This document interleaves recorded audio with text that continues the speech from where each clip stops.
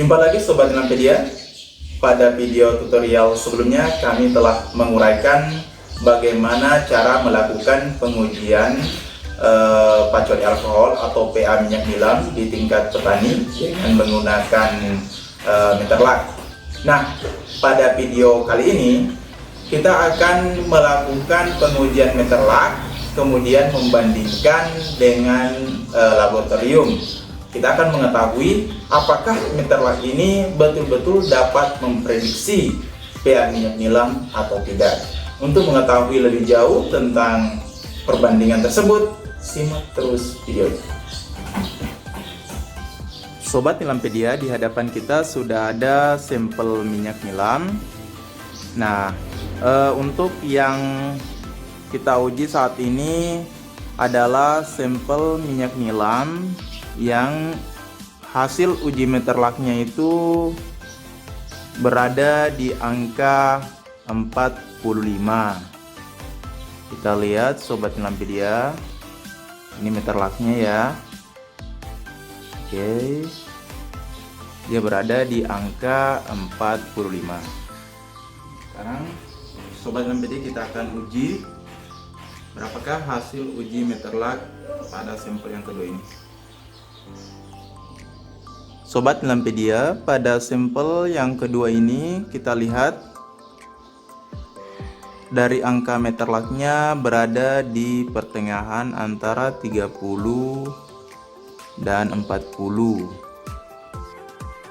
Sobat Nilampedia, baru saja kita melakukan pengujian pH minyak nilam dengan menggunakan meter lak, dan hasilnya itu sampel yang pertama kita memperoleh angka 45. Kemudian yang kedua yaitu kita memperoleh angka sekitar 34-35. Perlu diketahui bahwa ini hanyalah alat meter lak ini hanyalah alat prediksi. Kita akan mengetahui secara akurat atau secara pasti ketika melakukan pengujian laboratorium. Nah, saat ini kita akan berkunjung ke laboratorium PT Van Aroma yang ada di Kabupaten Kolaka, Provinsi Sulawesi Tenggara. Kita akan mengetahui apakah hasil uji meter lak ini betul-betul dapat memprediksi pH minyak nilam atau tidak. Untuk mengetahui secara jelas, ikuti terus video kami. Oke Sobat Nilampedia, dimanapun Anda berada, hari ini kita sudah ada di laboratorium Van Aroma yang ada di Kabupaten Kolaka, Sulawesi Tenggara. Nah, kita sudah ada di ruang isi laboratorium. Kita akan bertemu dengan ahli laboratoriumnya dan kita sudah bawa sampelnya. Ini sampel PTO R34 hasil uji meter lak. Kemudian ini juga hasil uji meter lak PTO R45. Kita akan tahu lebih jauh apakah hasil uji meter lak sama dengan hasil uji laboratorium. Untuk mengetahui lebih jelasnya, ikuti terus videonya. Siang Pak. Ya, siang Pak. Ini Pak, kami bawa sampel PTO hasil uji meter lak 34 dan meter lak 45. Oke. Nah, ini kira-kira berapa lama Pak untuk keluar hasil uji laboratoriumnya?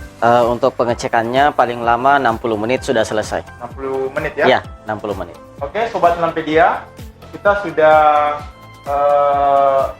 serahkan sampel minyaknya. Kita akan tunggu sekitar 60 menit untuk mengetahui bagaimana sih perbedaan antara hasil uji meter lak ini dengan hasil uji laboratorium. Apakah sama ataukah berbanding terbalik? Hasilnya sudah keluar Pak ya? Ya, ini hasilnya Pak. Sudah ada. Ini yang mana yang R34, yang mana R45 Pak? Oke.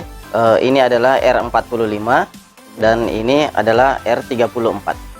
Sobat Nilampedia, ini adalah R45 hasil uji meter lak. Itu pacoli alkoholnya yaitu nilainya 27,22. Sementara ini R34. Dan ini adalah R34. Pacoli alkoholnya itu hasil uji labnya adalah 29,49. Oke, Sobat Nilampedia, kita sudah lihat hasil uji laboratoriumnya. Selanjutnya kita akan dengar penjelasan daripada ahlinya tentang hasil uji lab ini. Bisa dijelaskan Pak tentang hasil uji labnya? Oke, jadi tadi sampel sudah ada yang masuk, yaitu meter lugnya hasil R34 dan meter lug R45. Betul. Nah, sementara dari hasil GC-nya R45 itu hasilnya 27,22. Sedangkan yang R34 hasil PA-nya atau hasil GC-nya 29,49. Jadi artinya antara hasil meter lug dengan hasil GC itu berbanding terbalik, Pak. Berbanding terbalik ya? Betul sekali, Pak. Jadi apabila hasil meter lug semakin tinggi hasil meter lug, maka hasil GC akan semakin rendah. Begitupun sebaliknya, semakin rendah hasil meter lug, artinya GC akan semakin tinggi. Seperti itu, Pak. Nah, ini kan di tabel ini Pak ada standar limit untuk pacoli alkohol. Ini standar limitnya 2860. Ini standar limit untuk PT Vanaroma Pak ya? Betul, Pak. Nah, ini bagaimana kalau di bawah daripada angka tersebut Pak? Ya, jadi kita ada standar limit untuk penerimaan minyak di Vanaroma, ada standar limitnya. Jadi apabila di bawah dari standar limit kita, maka otomatis akan dilakukan pemotongan harga. Pemotongan harga ya? Betul, Pak. Nah, artinya kualitasnya tidak memenuhi Pak ya? Betul sekali, Standar. Pak. Iya. Nah, kemudian ini ada penspek dari penspek Nilampedia menanyakan kenapa meter lug ini terkadang tidak sesuai dengan hasil uji laboratorium Pak. Itu kenapa Pak? Iya, yang perlu harus kita ketahui adalah sebelum melakukan uji meter lug, yaitu suhu atau temperatur pada saat kita uji meter lug itu. Itu berapa biasanya? Jadi untuk suhu untuk tes meter lug itu suhu normal atau temperatur normal, yaitu ada pada angka 28 sampai 30 derajat Celcius. Kalau sekiranya suhunya itu berada di bawah daripada angka tersebut, apa yang terjadi Pak? Apabila temperatur di bawah dari standar atau di atas daripada standar itu, maka hasilnya akan tidak akurat. Tidak akurat ya. Maka dari itu hasil GC pun nanti pasti akan sangat berbeda dengan hasil meter lug itu. Perbandingan terbaliknya tidak akan sama. Betul ya? sekali, Pak. Oh iya. Oke, Sobat Nilampedia, kita sudah dengar penjelasan dari ahlinya tentang hasil uji laboratoriumnya. Sebagai kesimpulan, yang pertama bahwa untuk hasil uji meter lug dengan hasil uji laboratorium itu berbanding terbalik. Semakin tinggi hasil uji meter lug, semakin rendah hasil uji laboratoriumnya.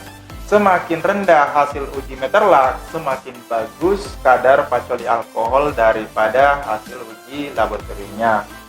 Jadi, Sobat Nilampedia perlu diperhatikan bahwa di PT Vanaroma itu yang ada di Kabupaten Kolaka, Sulawesi Tenggara memiliki standar limit untuk PA atau pacoli alkohol, yaitu berada di angka 28,60. Jadi kalau berada di bawah dari angka 28 itu, maka secara pasti minyak tersebut akan terkena pemotongan harga karena kualitasnya tidak mencukupi standar yang diterima oleh PT Vanaroma. Kemudian yang berikutnya bahwa dalam melakukan tes uji meter lug harus memperhatikan suhu normalnya, yaitu berada di angka 28 sampai 30. Karena jika tidak memperhatikan hal tersebut, maka kemungkinan besar hasil uji laboratorium dengan hasil uji meter lug tidak akan sesuai dengan apa yang kita harapkan, atau uji meter lug tersebut tidak akurat. Nah, jadi harus betul-betul diperhatikan. Kemudian yang berikutnya, Sobat Nilampedia, yang terpenting adalah bahwa harga itu dipengaruhi oleh kualitas. Nah, contohnya tadi, jika kualitasnya buruk akan terkena pemotongan harga. Semakin bagus kualitas, semakin bagus harga minyak nilam kita. Nah, untuk menentukan harga minyak nilam ini tinggi atau rendah, itu bukanlah dari perusahaan atau dari pembeli, tetapi dari petani itu sendiri. Semakin bagus kualitas yang dihasilkan oleh petani, semakin bagus harganya. Semakin jelek, maka semakin rendah harganya. Jadi kitalah yang dapat menentukan harga tersebut, bukan siapa-siapa, bukan perusahaan atau bukan pembeli. Oke, semoga Sobat Nyelam PD tetap semangat dalam melakukan usaha budidaya nyelamnya, dan jumpa lagi pada video-video selanjutnya.